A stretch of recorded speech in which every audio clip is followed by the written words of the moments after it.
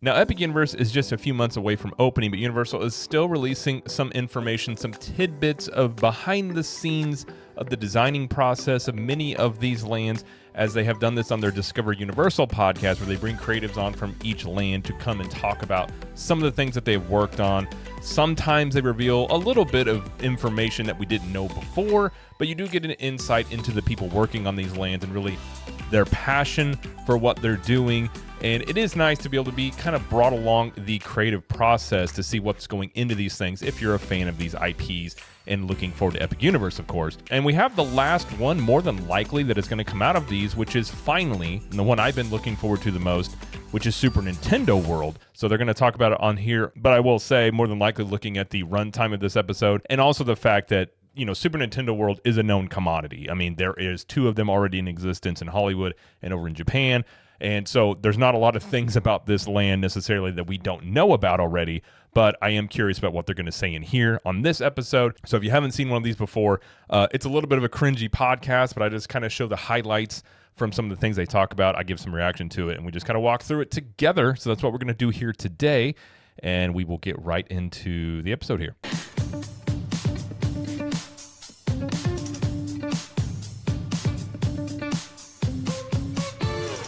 Andrew, Susan, welcome to the Discover Universal podcast. Thanks for being here. We would love to first get to know you both. If you don't mind, tell us a little bit about yourselves. And then we also have to know, in playing the Nintendo video games, what is your go-to character? Susan. That's my character. It's Susan. Well, a little bit about myself. Let's see. I am an executive producer for Super Nintendo World. I spent most of my career in Hollywood. Worked on a couple of other attractions we were talking about before. I actually was a street performer here at Universal right out of college. I was awful. I was horrible. Me too. So we won't ever talk about it again. I'm sorry I even brought it up. Something that I will say, that having watched all of these episodes of this, a lot of the people, if not most of them, that are working on these lands for Epic Universe and really working at Epic Universe, they either have been with Universal for a very, very long time. A lot of them talk about they've been there for 20 plus years. And then a lot of them, which they don't talk about, is that they were former Imagineers that have come over to work at Universal, which I find very interesting. But they don't really say that on here. They're not going to mention that they used to be Imagineers, but you kind of have that mix of things in here. So I do like the fact that you have a lot of people that have worked for Universal for a long time that are able to, they've moved up. They're doing now these creative positions. I think it's a good thing. In terms of, I guess, a company culture and maybe how they operate, I do like to hear that. And then when I play any of the Nintendo games, I'm Luigi. Nice. Usually. Okay. Yeah. That's a good one. Right, yeah. I love that. Strong number 2. Come on. Yeah. If I had to choose a character, I think, I got to say, personally speaking, I usually go with Donkey Kong or Shy Guy. I like Shy Guy. He's kind of sneaky like that. But let us know in the comments who your favorite Nintendo character is. And if you don't have one, you should get one, because everyone needs a favorite Nintendo character. I am creative director of Super Nintendo World, and my background, I'm from Los Angeles, worked in the film industry, did some theater, did some other themed entertainment company industry stuff. Been kind of rolling around in this for the last couple of decades. And if you're curious what he means by former theme park stuff, he was an Imagineer. Now, he was only an Imagineer for 1 year. I did go look it up. I think he worked on Shanghai Disney, but he's another one that used to be an Imagineer, but he wasn't a long-time Imagineer, but that's what he means by that. So that's what led me here. Some people that I worked with previously brought me in to really kind of support bringing this vision to life. The Super Nintendo World is the first of its kind. When we did it for Japan, that was really important to be able to execute on the high expectations guests have, as well as what the brand can deliver. When guests go from Celestial Park into Super Nintendo World, what they do is they come to this magical moment where the green pipe then is teleporting them into this Super Nintendo World. So there's a lot of transition music, there's beautiful ethereal spaces. So that's what we deliver on. We have these fantastic effects, lighting and sound that really kind of help touch on all of those senses of what it is that would actually feel like. Yeah. I will say, I'm actually been really happy to hear them talk about, and it's something that sounds so simple, but it's something that kind of drives me crazy with Disney, that they don't do it as much. And I'm talking about Galaxy's Edge, how you don't use the Star Wars theme music in there or any of the Star Wars music by John Williams. But the fact that they're using, the music that from these IPs. So I am, really curious about what type of music, which music they're playing in Super Nintendo World. And when you do go through the entry portal here, which this, Nintendo's almost set up perfect for a portal. You go into the warp pipe, but the different thing here with Epic Universe is you actually go up an escalator and then you go into Peach's Castle. The ones in Hollywood and Japan don't have that aspect. So that is something a little bit different. But I am looking forward to the music aspect and like that whole thing, how that's going to be just really going through all those portals. Yeah, so it's a really magical experience. Yeah, I think just to jump on that, I think one of the thing that I'm looking forward to the most is to see guests' face when they come out of Princess Peach's castle and they're looking at the land. Do you ever have those moments where you sit down with yourself and like, I can't believe I'm actually getting to do this? Often, very often. Yeah. And it's one of those things where we lose track of what it is that we're doing when we're diving so deep into the details because we're so passionate and committed about getting everything right. Yeah. Not just from what's been instilled in us from the brand partners and Miyamoto-san himself and the way that I like the fact that Miyamoto is involved in this, as I know he has been, but again, I think that has lent itself in the past to great lands. If you talk about Pandora, James Cameron was involved in that. You talk about the Wizarding Worlds, J.K. Rowling has been heavily involved in those. So I always like to hear that the people that have been responsible for these IPs and these properties before they went into theme parks are involved in the process of them coming to the theme parks. He looks at you and sets a certain expectation. You're like, oh, I have to deliver for not just for him, but for what the expectation. What the expectation is for what guests expect from this, because that's not really what he's conveying, what he wants. It's what guests want. Yeah. No pressure. Okay, I'm going to sound like a broken record. This is like the third or fourth group of creatives that have come in that have said almost the exact same thing in terms of feeling a responsibility to deliver on what the guests want.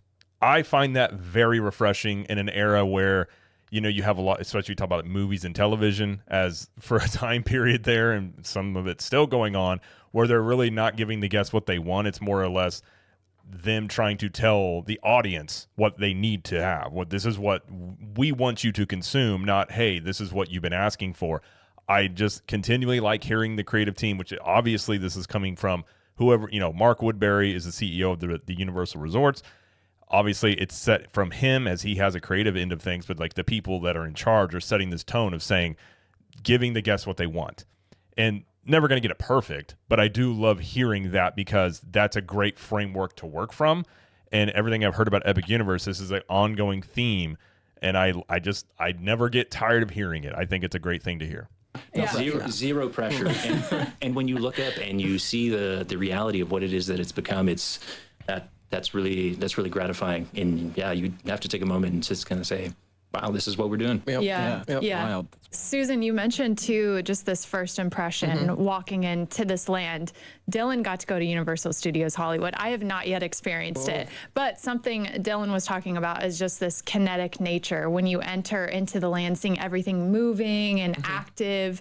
Tell us a little bit about that too. Yeah, I think that is really gonna be a game changer for us. Moving characters, the kinetic energy, as you say, of the land, Mount Beanpole in the distance. I mean, when you walk out onto that second level, probably one of the most immersive feelings I think that people are going to have is like, I don't know if people maybe are expecting to ride rides, but I think when just walking in the land, I think is really going to be a game changer. Yeah. Hey, it's me, Dylan. I think that's the thing that Universal has figured out really well. And obviously Disney has had those, I guess you call them reveals. You're talking about like Cinderella's castle, in Animal Kingdom, you got the Tree of Life. Pandora has that has a really cool reveal with the floating mountains. Like Disney has done this as well. Not on every land. I don't know if you really have one with, say, Toy Story Land. You could say Galaxy's Edge. You have one there with the Millennium Falcon. But you have to go a little ways in there before you really see those. And these are just right as soon as you walk in, you're just kind of hit with these things. When Universal has done that more in individual lands. You think of the Wizarding Worlds. They all have a reveal. You have Hogwarts. You have Diagon Alley when you walk into that. And they're just taking that same concept and applying it over into, Epic Universe, where you have each land essentially has its own, massive reveal. Like I think one of the best ones is probably going to be Isle of Berk. But, Dark Universe, Ministry of Magic, and Super Nintendo World, like walking into a video game and probably walking into the park itself with Celestial Park, with the sights you'll see there. I think that's one thing that perhaps they've figured out is just you give that wow factor right away. And again, from somebody who grew up playing these games, like seeing these games come to life with the moving aspects, the kinetic energy, that's something that I just almost want to walk in and just like take it in for a minute, because I feel like there's going to be so many things to check out, because I know there's like the pyramids from the desert levels up there as well. So there's just so many things in here that I, as a Nintendo fan, I'm looking forward to checking out. But that's something I think Universal Creative perhaps has figured out over time, is like these massive reveals that just go a long way with like wowing the guest as soon as they walk in. And I have a question. You said second level. Oh, did I say that? Oh my God. Wait. Yeah, we can't just brush Rides, but I think when just walking in the land, I think is really going to be a game changer. Hey, it's me, Dylan. I have a question. You said second level.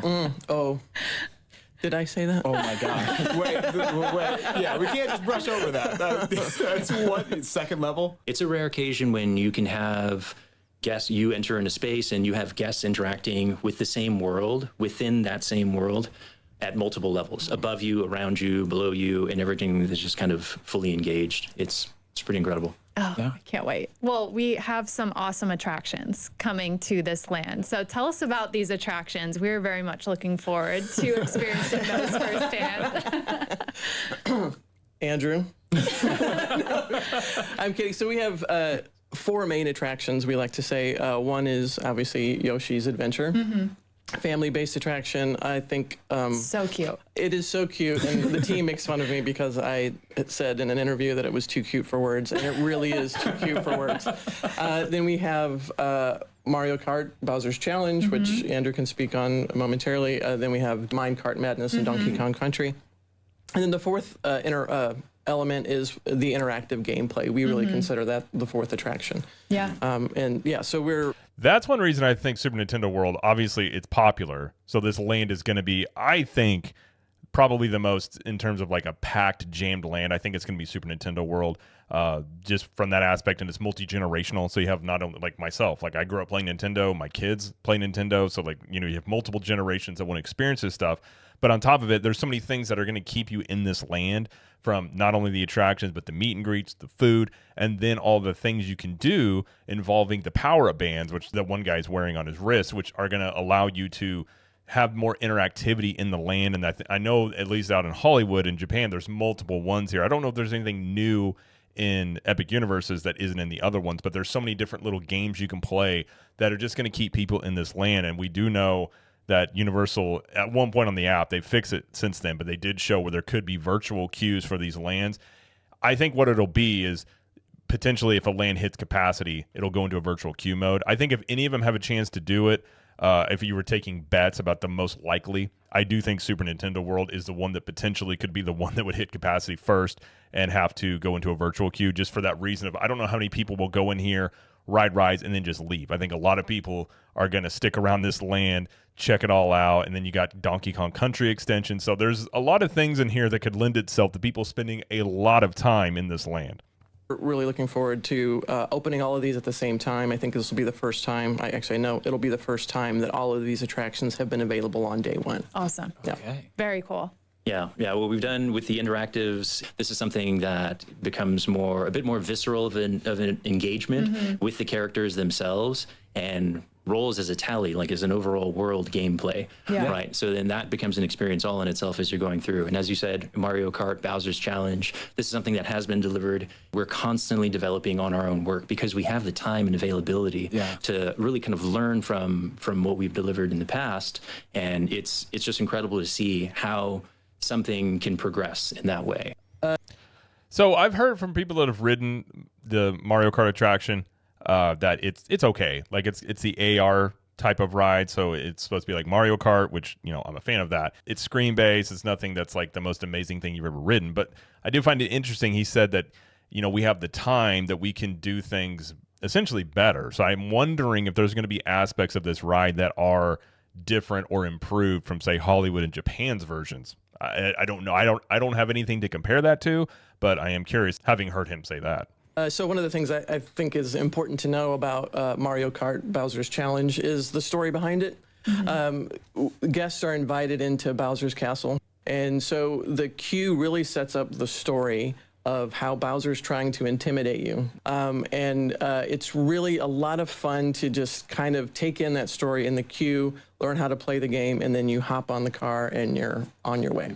There's a lot of rich plot, exactly as you said, in the queue that talks about the challenge in itself. You get to see a little bit of what's happening with MKTV showing up for this special day race, and then you get to see a little bit of Bowser's behind the scenes of who this character, the character development of who he actually is while he's plotting all of the little tricks that he has against Mario and Mario's team. Right? Bowser's study is just one of my favorite rooms in the queue. Absolutely, yeah. That's awesome. A peek behind the veil. Yeah, right. One of the great things about the attraction is that you don't always know who's going to win. I can't wait to score your points. do that and try it out. Score your points. Use the band, get those hidden blocks, do what you need to do. So with Mario Kart Bowser's Challenge, I remember you're able to connect these power bands to that, right? You are, yes. So the power bands connect to all forms of interactivity, and that's really awesome. Incredible, the way that we have everything designed and laid out. Yeah, maybe that was Michelle's secret when she beat me. Maybe that was it. There are people who have gotten incredibly high scores by knowing exactly where they are, tracking them, and looking for the next scene. I mean, but that distracts you from the world that you're living in within that scene, right? Yeah. So all the hidden blocks and the hidden bonuses that are unlocked by the power-up band, you know, you should get them as they come, scene to scene. You can also be that person who wants to get ahead of everybody with score, but you're missing show. That's why you have to do it. You have to do it multiple times so you can experience it all differently. Oh my goodness, there are times when we're working through the system in itself and getting everything right where it needs to be, and you have to sit in a scene to do that and watch the media run again and again, the AR run again and again, all of the different show action elements, and there is so much show in there. The density of show, at first, you know, maybe it might feel like you're tracking one character, but when you look around, every character within that space has its own life. Yeah. I mean, we've seen Universal, well, we've seen all theme parks do this. I would say one of the most gamified rides there is in Disney World with Toy Story Mania, which is one I love because it has a repeatability to it because you're trying to beat a score. I think Universal tried that with Minion Blast. I don't think that one quite has done as well in terms of maybe what they did with Toy Story Mania. But if any land was going to have a gamified aspect to it, it would be Super Nintendo World. So having it be part of this ride, I think, is a perfect fit. And I'll just say, Universal has kind of figured out on the merchandising side, you know, you have the wands with Harry Potter, which become a very big part of that land and experience itself. And they're doing the same thing with Super Nintendo World. I'm sure the other lands are going to have things in there that are going to, you know, perhaps enhance the experience there. But from a merchandising standpoint, it's pretty genius because you're going to have probably people buying wands and buying power-up bands for more interactivity in these lands. Just from a sales perspective, I'm sure that's probably a very good thing for them. Tell us about the AR too. I mean, you mentioned that. I saw some photos of you all wearing your caps at Universal Studios Hollywood. So how does that work, and how is that piece interacting with kind of the rest of the attraction? I think there's a lot of technical details that I can go into that I'll refrain from. I want to know how many times you've seen the show. Have you seen? How many times have I been through it and seen the show? Yeah. Oh, thousands. And without spoiling it too much, can you tell us more about They didn't really show anything there about or say anything about the AR part of there. I feel like there were some things that got cut out, perhaps. Minecart Madness? For Minecart Madness, the Tiki Tak tribe is trying to break into the Golden Temple to steal a golden banana. Okay. We join Donkey Kong, Diddy Kong, as well as additional characters peppered throughout. As anything else, this is going to start in a haywire adventure, and we're jumping on this minecart to get through this space because that's the only way of travel through the Golden Temple. That's the only thing that's kind of been built in there. And there are a lot of fun moments of potential peril along the way, you know, appearing to leap off of the track, this absolutely incredible kinetic moment, just activating the land in its entirety. It's really a fantastic adventure. Yeah, and you got, seems like you nailed all the characters in there. Yeah, there's a few that are still coming along, but we have representation of Funky. Funky's flying by is there, so his airplane where everyone comes and collects all of their fantastic items and articles along the way. We have that opportunity for retail purchase, and that's just a fantastic photo op. Yeah, and what other characters within? I will say Minecart Madness, I'm really looking forward to. I think it's a lot of people have criticized it from looking like it's a very tame coaster, which is completely expected given it's Nintendo and it's family friendly. But it probably in the lines of like Slinky Dog Dash in terms of thrilling. But I think the minecart aspect, having grown up playing those games of jumping, gaps in the track, things like that, I think are going to be really fun. But I don't think people should go into it thinking it's going to be this ultra thrilling ride. I think if you're a Nintendo fan, there's probably a lot of payoff there. If you're not, I don't know, haven't ridden it yet, so I'm not sure on that. But I do love the Donkey Kong aspect to all of this. It is one that I'm looking forward to, and I do think it is going to be one of the highest wait times in the park, simply because it doesn't have a really big ride capacity. You got 4 people per cart. So if we look over in like Japan, their wait times for that have been roughly like 150, 160, sometimes 180 minutes on this. So I think this one is going to be one of the highest wait times, simply because Super Nintendo World in of its own, like I said, I think it's going to be the most popular land, or at least the most crowded potentially. And then also there's going to be a lot of people that want to do Minecart Madness, and the ride itself is not going to necessarily move a lot of people through it per hour. In Super Nintendo World are we going to meet? Well, you can't have Super Nintendo World without Mario. Thank you. Of course. I appreciate it. Well, that's really what I know. I know. Character 1, right? Character 1. Also Luigi, Princess Peach, Toad, Donkey Kong. Anything else with the power? So those meet and greets aren't unexpected. There have been rumors, and I've wondered if perhaps, they may introduce more of all the princess characters they have in Nintendo. Because if you're talking about Universal competing on that front, like if you talk about princesses and theme parks, Disney has dominated that for forever. That is very synonymous with Disney. But Nintendo has a built-in, like they have princess characters that they can utilize to try and make their own version of like a princess type thing. So I'm wondering as time goes on if we're going to see, Rosalita, like some of these other princesses get introduced as meet and greets, because I think it'd probably be pretty popular. And now I'm not saying it would compete with Disney's princesses, because I think that's a completely different vibe, but it could be their own version of it that they, end up doing. I would like to see Bowser thrown in there as well. I think that should be one that gets eventually brought into the mix if he's not there, when it opens. Anything else with the power-up bands that we can expect? I've heard there's hidden characters that we can find and discover throughout the land. There are a lot of discoverable elements. Okay. Discovery about gameplay, discovery about self, the social dynamics and all those things, but discovering the characters and who they are, also where they are. So that's, I think, what you're alluding to. Yeah. Is there are some of those sort of peppered throughout the space that you can explore the land and ensure that you get to every inch of this space. Yeah. She's going to try to find Toad immediately. Yeah. Speaking of Toad, actually, can you tell us about Toadstool Cafe or any of the other, the other food items that are in the land? We have Yoshi's Snack Island. We've got the Bubbly Barrel in Donkey Kong Country. Turbo Boost Treats is Turbo another Boost one, Treats, that's right. which is an homage to Mario Kart. Of course, everyone knows the Turbo Boost when you go. If you don't know, you need to play and learn. Yes. Yeah, I know Amanda was talking about when she went over to Universal Studios Hollywood that the presentation was impeccable. Highly themed. Absolutely. Yeah. So that everything looks fantastic the way they've put it together. You have the burgers with the mustaches sort of seared onto them, the little Mario burger, as well as the Luigi burger, which I believe is a chicken option. Absolutely delicious. And there is the piranha plant salad, which I actually think is super adorable. So many of these little things. Yeah. I'll take one of those. I'll take two. And it's good. I think that's one of the points that Susan. That's one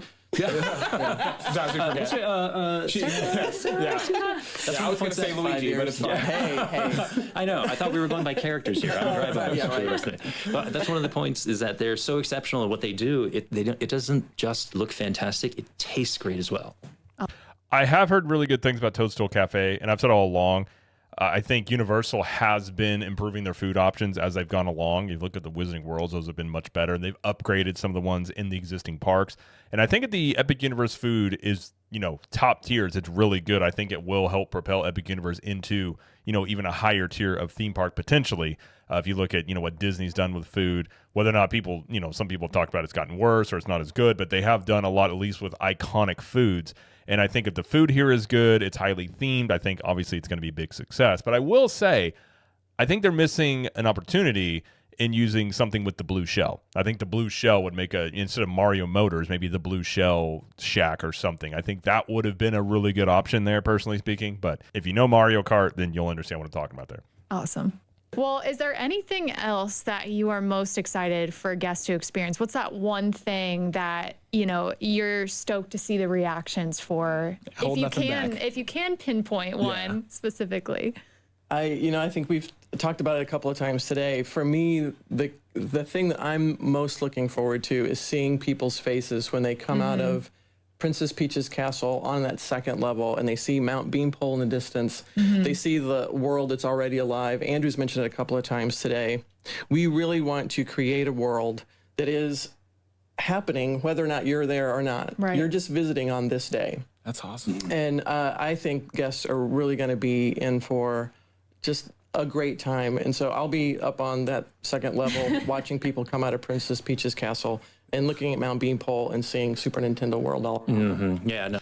I think that's a unique thing. And they also said this about the Isle of Berk, and that when you're walking in, you're just walking in on a land that's already existing. And I think it's a small detail, but I also think you're designing a land or part of a theme park, I think that's a neat element to be like, you're just walking into a world that exists and you kind of meld yourself into it. And it's not happening necessarily for you, but it's like you're just witnessing the land on a day-to-day, how it just generally operates. It's an interesting little thing there, but I think I could see from a design and like creative standpoint, kind of guide the things that you do in designing and creating like experiences in that land. No, I'll second that. But as a proud contributor, it feels really it's rewarding to show up into the space. And even though we've been through the gameplay testing for the individual interactives, we've tested all of the blocks, we've tested the attractions and all those things, and they're still incredibly enjoyable. I want to ride that with my family. I want people to show I want to showcase what it is that we've been working on for so long. But just watching everyone else enjoy it is the thing that really, I think, it's the deepest. Yeah. I love that you mentioned family too, because I think there really is something for everyone. Yoshi's Adventure being such a great family-friendly attraction. But yeah, there's so much to explore and experience, literally, right here, all of us at the table. Yes. I can't wait about that part, and just having different family members and friends come into town and have them experience it for the first time and see the looks on their face too. Well, that was one of the shorter ones they've had, and they didn't reveal a lot of information we didn't already know. I have a feeling there were sometimes you can see in these where the things are cut. At least I can see it from editing podcasts for years and years and years. But I feel like knowing the fact that Nintendo is a very controlling company. They are notorious for things like that. So I have a feeling that perhaps they filmed more. They had some more tidbits about this, and Nintendo came in and said, no, you can't say that. You can't say this. Like very much, similar to say J.K. Rowling with Harry Potter. She's very controlling of that IP with Warner Brothers. It's the same thing with Nintendo. I wouldn't be surprised if there were some things in there that they just said we're not going to reveal until the land's open or something, even though these lands are open in other places. I could see Nintendo, the way they operate, very much just putting a kibosh on that. So, not a lot of new things we learned there. Again, it is cool to see from the creatives and like their mindset and what they're going into it. And the fact that, the guy in there, Andrew, he had worked on the one, I believe he said Tokyo, or maybe all of them. I know he'd worked on previous ones as well. So there is consistency in those. So I don't think it's going to be much different than those other experiences. I am curious when he talked about like making improvements, perhaps the Mario Kart attraction, as there have been some criticisms to that one from some people. So maybe they've made some improvements there. But I grew up playing Nintendo. I love Nintendo. My kids really enjoyed it as well. So I'm looking forward to Nintendo right off the bat, even though I'm really excited for the other portals and the lands as well. But I want to experience Nintendo. I wouldn't be surprised if I could spend all day in here. I don't know if I will. So we're going to be there opening day and second day. Hopefully also AP preview. So maybe if I can get my fill of it during AP previews, really go through that land, check it all out as much as I can. But I could probably spend all day in Super Nintendo World and check all that out. So I'm excited for it. And I did like how he said it's just, simple, pure fun. And I think that's ultimately what you want, especially like a Nintendo land. You just want something that's fun, that is really reminiscent of the video games, which you could say Nintendo is basically that. They're not complicated games. They're not really going for the highest graphics possible. They just have a very consistent method of how they do games, and they're very popular, and they're just fun to play. So I think that correlates hopefully over here into Super Nintendo World. But like I said, not a ton of new info in here. But if you haven't known much about Super Nintendo World, you probably learned a lot from this. If you've been very much caught up on what's going on with it, probably not a lot of new information, but it is cool to hear from the creatives talking about these things. But either way, that's going to be it, though, for this video. If you like this video, please like it and subscribe to the channel, as we do lots of coverage here of Universal Studios, Epic Universe, Disney World, and pop culture. And let us know in the comments, what are you looking forward to the most at Super Nintendo World? And until next time, we will see you in the parks.